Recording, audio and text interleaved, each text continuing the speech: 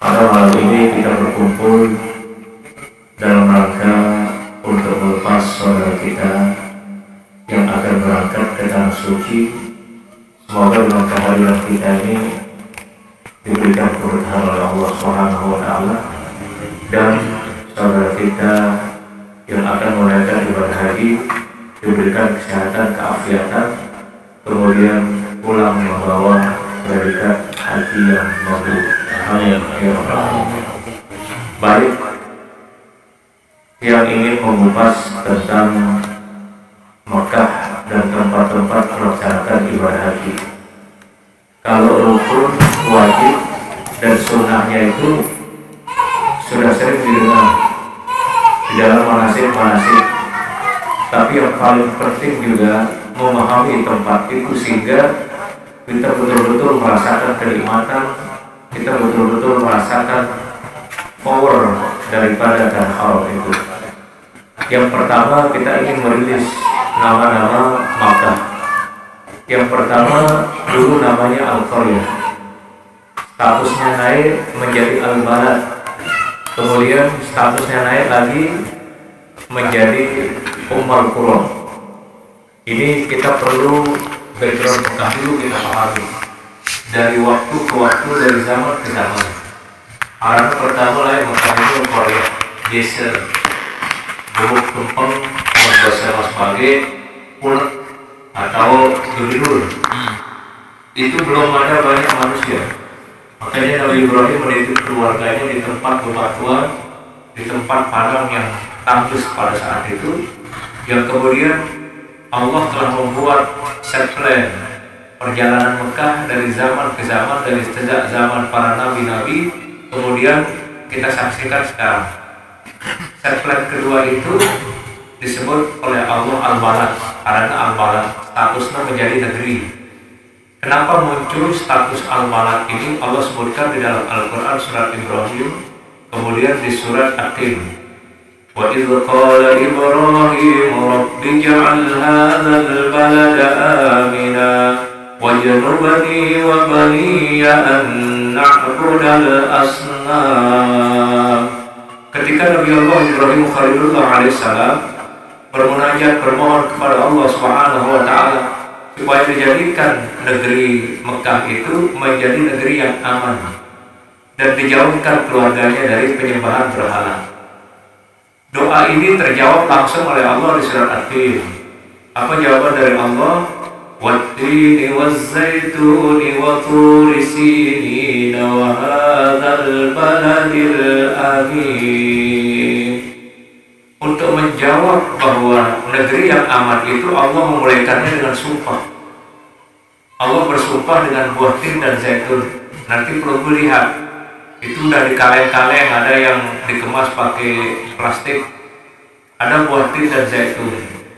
Kalau Allah bersumpah, Allah lesibiana itu termasuk ada suatu keunikan, ada suatu hal yang sangat dahsyat di dalam sumpahnya Allah itu. Katakanlah di dalam ayat ini Allah menyebutkan demi buah tin, wat-tin wa zaitun, demi buah tin dan zaitun. Dalam kajian ulama tafsir, ketika Allah bersumpah dengan buah-buahan, berarti buah-buahan yang disumpah oleh Allah ini mengandung obat yang sangat dahsyat. Itu sebabnya penelitian bahwa tin dan zaitun ini menjadi obat yang sangat hebat. Tapi jarang sekali orang mau makan buah tin, buah zaitun, karena rasanya yang kecut rasanya. Nah, beli buah imbal, belinya ruannya, tetapi dia agak tegel gitu. Ada yang zaitun yang besaran. Nah, Bapak Ibu, kemudian dijawab oleh Allah di situ, hadzal baladil amin. Ini adalah negeri yang aman. Nah, Mekah itu disebut negeri yang aman oleh Allah Subhanahu wa Ta'ala. Dijawab lagi di dalam surah Al-Fat, la tadkhulunnal masjidal haram insyaallah amin. Siapa orang yang masuk di dalam Masjidil Haram maka dijamin aman. Ini kita lihat background dulu, histori dinamai Al-Balad. Kemudian statusnya naik lagi menjadi Ummul Qura. Ummul Qura artinya ibu kota negara sedunia. Ibu kota negara sedunia itu ada di Makkah. Allah sendiri yang menyebut. bukan Amerika, bukan Perancis, bukan Eropa, bukan Jepang, bukan Cina, tidak. Tetapi adalah Mekah. Kenapa? Di situ ada paru-paru dunia. Tempatnya bangunan tertua. Allah menyebutnya Baitul Atiq. Ada 3 nama Ka'bah itu. Pertama disebut dengan Ka'bah, si kedua arana Baitullah, si kedua arana Baitul Atiq. Sampai kerana Baitul Atiq rumah yang paling tua. Penelitian sejarah, ketika Nabi Adam alaihissalam diturunkan dari surga, dia yang menyaksikan sudah ada bangunan itu. Makanya Allah katakan, Inna awwala baitin wudi'a lin-nasi lalladzi bi Bakkah mubarakan wa hudan lil alamin. Allah firalkan Ka'bah itu dengan ungkapan mula-mula bangunan pertama di atas muka bumi ini adalah Bakkah.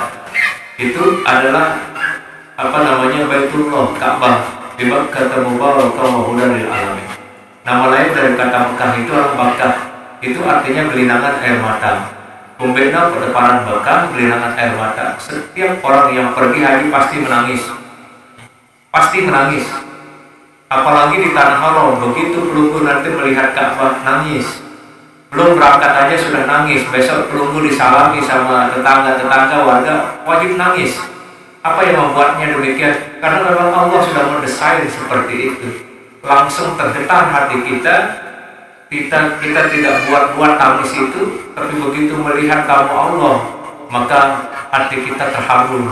Dan besok ketika pelunggu diantar oleh saudara dan kerabat, bagaimana banjir tangis mengiringi perjalanan pelunggu. Itulah yang disebut oleh Allah Bakkah, gelinangan air mata. Di negara kita dengan laluan Malaysia banjir tangis, atau di negara kita dengan laluan Malaysia tiap malam di salawat orang baca selawat, betul kan? Hanya orang haji, kenapa dia? Di situ Allah sudah meletakkan 2 kehebatan. Apa kehebatan dengan laluan Mekah? Makanya jangan sekali-kali malas salaman dengan tamu Allah itu. Kenapa? Inna awwala baitin wudi'a lin-nasi lalladzi bi Bakkah mubarakan wa hudan lil alamin. Ada 2 inti orang yang datang ke Tanah Haram itu. Yang pertama, diberikan oleh Allah berkah. Dan Tanah Haram itu menjadi sumber keberkahan di alam semesta. Bagaimana kita tahu kalau Mekah itu menjadi sumber barokah? Nabi ketika dia meninggalkan kota Mekah, pergi hijrah dari Mekah ke Madinah, beliau menangis. Ya Allah, aku tahu tempat ini adalah bumimu yang paling mulia di alam semesta ini. Bumimu yang paling berkah di alam semesta ini. Dan menjadi petunjuk bagi seluruh alam semesta ini. Tapi apa daya saya, kata Nabi Rasulullah SAW, saya dirongrong oleh orang-orang kafir Quraisy. Aku terhianatin, aku terongrong dengan kafir Quraisy. Maka saya meninggalkan tempat ini ya Rasul. Ya Allah, kata Rasulullah, akan tetapi suatu saat nanti akan saya kembali ke tempat ini. Karena inilah bumimu yang paling baik, yang paling hebat. Ini disebut oleh Allah, bumi yang paling hebat dan mengandung berkah di dalam ayat yang tadi. Maka setiap orang yang datang ke Tanah Haram menjadi tamu Allah diselimuti berkah. Sebelum dari kedua terberkahi, bilang jelek-jelek dengan ziarah. Tidak putus-putus dengan ziarah. Kenapa? Allah telah meletakkan berkah itu dari rumah sampai dia berangkat pulang lagi. 40 hari nanti dia pulang masih doanya itu mampu menembus pintu-pintu langit. Langit pertama, kedua, ketiga, keempat, sampai ketujuh ke Sidratul Muntaha, kemudian Rafrafil A'dhar, kemudian Araj Tawa. Itu ditembus oleh doa orang-orang yang sudah menjadi tamu Allah. Nah makanya tidak heran kalau kemudian orang banyak menangis, karena memang Allah menyebutnya. Makkah itu nama lainnya adalah Bakkah. Itu adalah gelinangan air mata. Tapi sedikit sekali orang yang mengatakan saya pergi ke Bakkah. Terlalu berat diucapkan kata Bakkah itu, maka orang menyebutnya Makkah. Nah kemudian yang kedua, apa yang diberikan oleh Allah ketika orang yang datang itu menjadi petunjuk bagi seluruh alam semesta ini. Tidak ada petunjuk yang paling besar di alam semesta yang Allah letakkan di bumi ini kecuali Mekah dan Madinah.